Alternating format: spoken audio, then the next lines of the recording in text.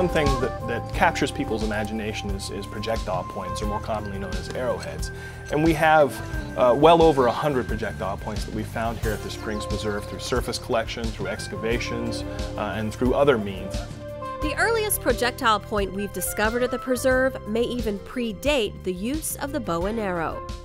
This one that we have here is most likely what we would call a Humboldt point. And you can see this is made out of kind of a pink chert or flint, more commonly known. And it's got a nice kind of blade leaf shape with a little constriction and little ears and a concave notch at the bottom. And this dates from anywhere from about 1000 BC through to about 600 AD, so it spans quite a bit of time.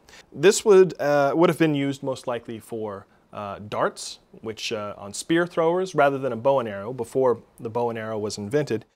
But the post-bow and arrow points show all the adaptations of truly innovative craftsmen. After the introduction of the bow and arrow, the projectile point styles change significantly, largely in size. They reduce in size, they reduce in weight. They also change shape quite a bit. You start to see more triangular forms with short stems on them. This point is something that we found fairly recently here at the Springs Preserve within the past year and a half. And it's a nice example of what we would call probably another Rosegate series point. And the Rosegate series of points date largely from anywhere from about 600 AD through to about 1200 AD. And you can see that it's very, very thin. Whoever made this definitely knew what they were doing as far as the skill that it would have taken to have made this point would have been something that was earned over time, definitely. And such a point is especially precious since it was unearthed in pristine condition. This one, I don't know if it was ever actually hafted, that is attached to a shaft, because it's in such good shape. It was probably never fired. When we do see arrows that have been fired and have contacted or hit something, oftentimes you'll see the tip of that broken off. But sometimes a little breakage can be beneficial when it means turning a weapon into a tool. What we have here is an example of what's known as a drill.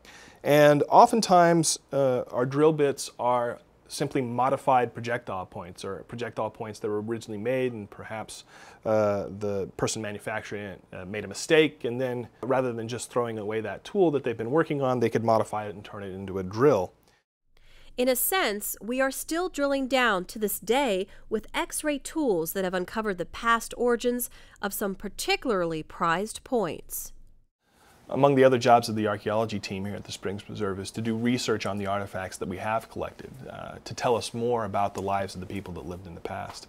One research project that we recently completed was determining the source of obsidian that we've collected from the site. We worked in conjunction with a lab at University of California at Berkeley to do X-ray analysis of obsidian, and by doing that X-ray analysis, it tells us what elements are located in obsidian, and then by comparing it to known sources of obsidian, we can identify where these artifacts would have come from. Of the 20 artifacts that we were able to study in this manner, we determined that there were 9 separate sources for the obsidian at the Springs Preserve. Some of it as close as the southern Las Vegas Valley in the Spring Mountains, and the farthest away actually comes from Mono Lake in California. These tiny but well-traveled pebbles could have been traded for their considerable value as points and tools. We're looking at something as small as an obsidian pebble like this. This is something that somebody could have carried in a pouch all the way here. You know, it's about 250, 300 miles, and so that's maybe about a 4-day walk. We found it in 2 different places here at the Springs Preserve, so it's possible that this was a source that was being used over and over again by people living in the area. So it shouldn't be a complete surprise that all the fine qualities of obsidian are still as much appreciated by modern medical professionals as they were by those forward-thinking toolmakers of the so-called Stone Age.